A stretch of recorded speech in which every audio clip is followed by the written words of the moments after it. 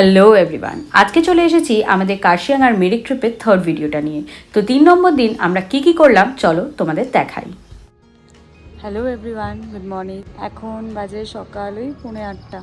চা খেতে খেতে একটু ভিউটা দেখছি। ব্রেকফাস্ট করবো আগে, তারপর চেক আউট করে বেরিয়ে যাব আমরা। নেক্সট যাব আজকে আমরা মিরিকের দিকে। চলো দেখি, তোমাদের দেখাবো সব।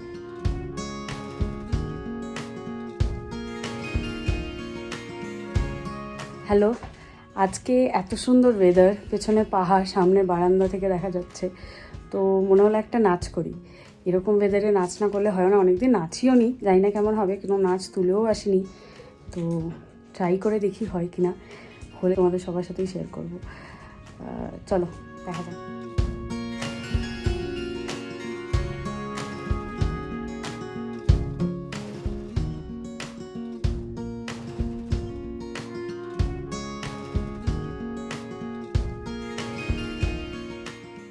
ব্রেকফাস্ট করে নিয়ে আমরা কার্শিয়াংয়ের রিভার ভিউ হোমস্টে থেকে চেক আউট করে চলে গেলাম মিরিকের দিকে।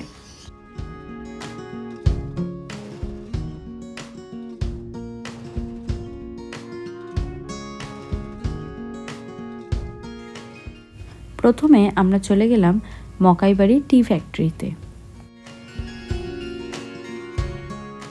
আমরা চলে এসেছি মকাইবাড়ি টি গার্ডেনে। টি গার্ডেনটা এখানে দেখতে দেয় না, ফ্যাক্টরিটা দেখতে দেয়, যেখানে প্রসেসিংটা 10:30 অবধি দেখা যায়। তো আমাদের একটু লেট হয়ে গেছে, তাই জন্য আমরা প্রসেসিংটা দেখতে পাইনি। তো আমরা যেখানে ওদের স্টোরটা, যেখানে ওরা চাগুলো বিক্রি করে, সেখানে যাব। সেখানে গিয়ে আমরা একটু দেখি যদি চা কিনি।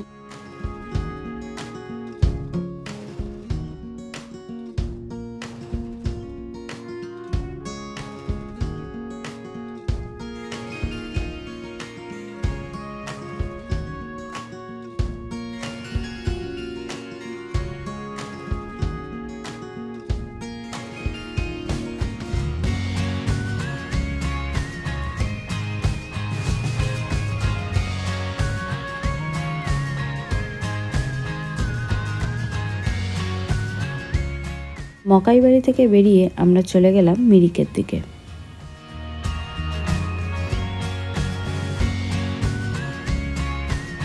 হ্যালো এভরিওয়ান, আমরা চলে এসেছি এখন টিংলিং ভিউ পয়েন্টে।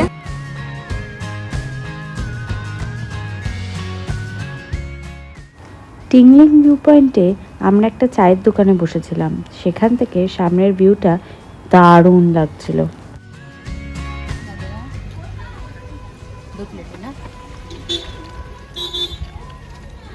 আমরা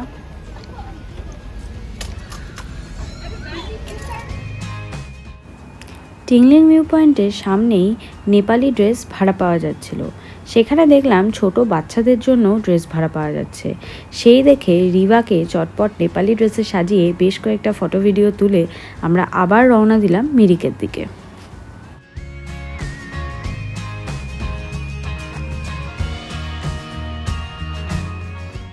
মিরিক পৌঁছে আমরা প্রথমে আমাদের হোমস্টেতে চেক ইন করার আগেই চলে গেলাম একটা মনেস্ট্রি দেখতে। যদিও বৃষ্টি শুরু হয়ে গেছিল, তাও ছাতা নিয়ে যা হোকভাবে মনেস্ট্রিটা কভার করে ফেললাম।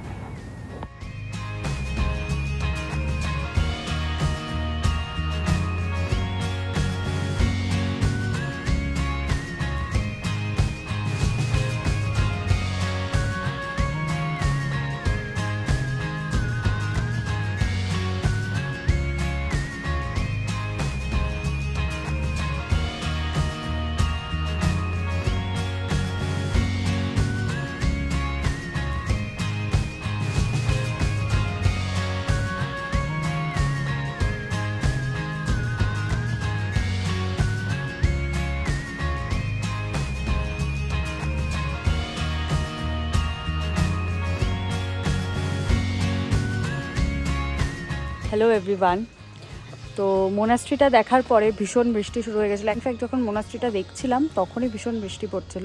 ওই জন্য আমরা মিরিক লেকটা যেতে পারিনি। যদি পারি কালকে যাব। মিরিকের যে হোমস্টেটায়, সেটা আমরা চলে এসেছি। এই হোমস্টেটা নিয়ে আমি অ্যাকচুয়ালি ভীষণ এক্সাইটেড ছিলাম, কারণ আমি অনেক খুঁজে খুঁজে এই হোমস্টেটা বের করেছি। এটা একটা ট্রি হাউস। তো চলো দেখাই এবং দেখো কেমন লাগে।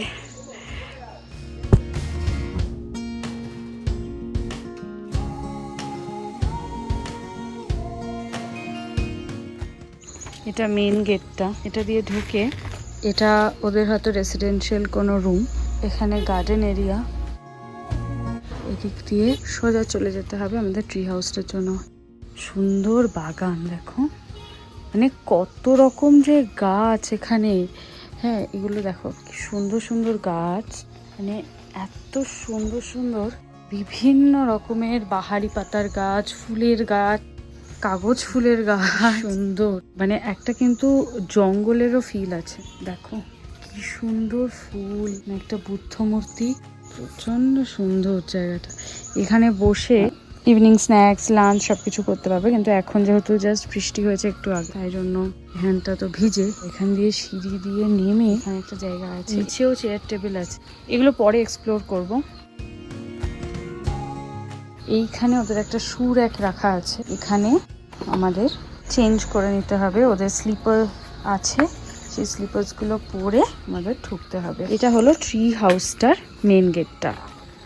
ঢুকেই সামনে একটা সুন্দর প্যাসেজ, এইদিকে জঙ্গল, এইদিকেও একটা জঙ্গলের ফিল, দুদিকে গাছও সাজানো আছে, মাঝখান দিয়ে আমরা যাচ্ছি। মানে একদম আইডিয়াল ট্রি হাউস ফিল। ঠিক আছে, এবার এই গেটটা দিয়ে ঢুকবো। আমাদের সব লাগেজগুলো এখানে রেখেছি। এখানে একটা সোফা আছে, এখানে বসার জায়গা আছে, জানলা আছে, জানলা দিয়ে বাইরের নেচার দেখা যাবে। এটা অ্যাকচুয়ালি ওদের রিসেপশন এরিয়া মতন, সব ফোন খাতাপত্র রাখা।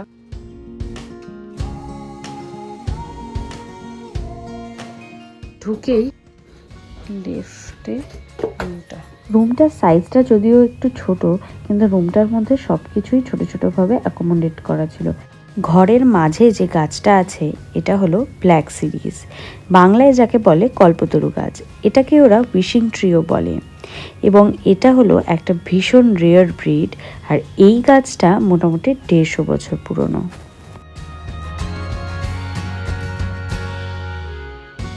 নিচের বেডটা ছোট ঠিকই, কিন্তু সাথে ছিল একটা সিঙ্গেল বেড বাঙ্কার।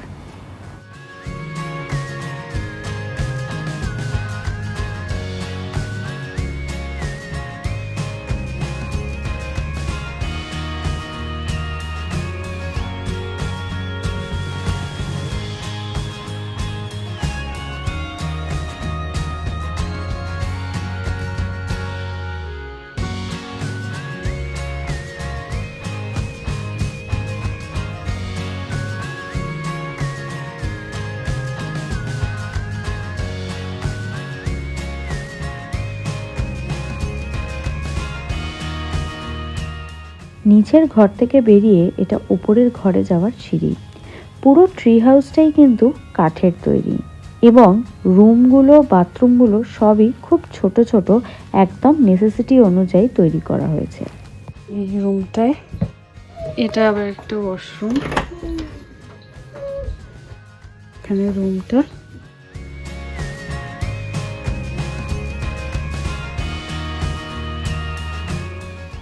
এখান দিয়ে আবার একটা ব্যালকনি আছে, ব্যালকনিটার পরে যাব। আর এইখানে উইশিং ট্রিটা।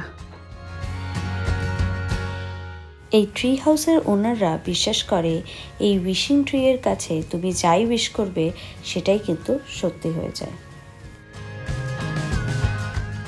বেডটা যদিও আমার একটু বেশি ছোট লেগেছিল, কিন্তু তার পাশে সিঁড়ি দিয়ে সোজা উপরে চলে গেলে ছিল একটা বাংকার। এই বাংকারগুলো কিন্তু ভীষণ মজার লাগে আমার। পাশেই ছিল একটা জানলা, যেটা দিয়ে আবার পাহাড় দেখা যায়। আমাদের মিরিক পৌঁছাতে বেশ দেরিই হয়ে গেছিল, কিন্তু ওরা লাঞ্চ রেডি রেখেছিল, তাই আমরা চটপট করে লাঞ্চ করে তারপরে একটু রেস্ট নিয়ে নিলাম।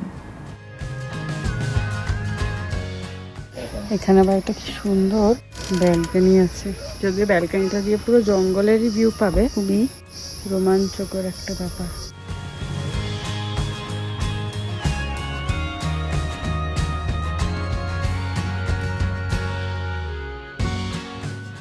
সুন্দর লাইটও আছে, এখানে দেওয়া আছে ওদের সব রুলস।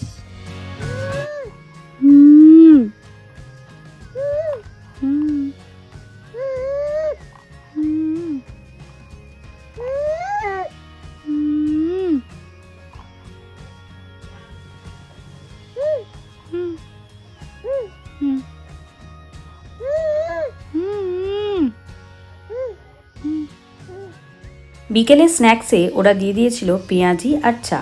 সেটা খেয়ে আমরা ওয়েট করছিলাম কখন কারেন্ট আসবে, কারণ বৃষ্টির জন্য আমাদের ট্রি হাউস পুরো অন্ধকার ছিল। ডিনারটা আমার ক্যাপচারই করা হয়নি, লাঞ্চে যা ছিল তাই ডিনারে ছিল। সেটা খেয়ে আমরা সবাই শুয়ে পড়লাম। পরের দিন আমরা যাব মিরিকের সাইট সিনে। ততক্ষণের জন্য টাটা, বাই বাই।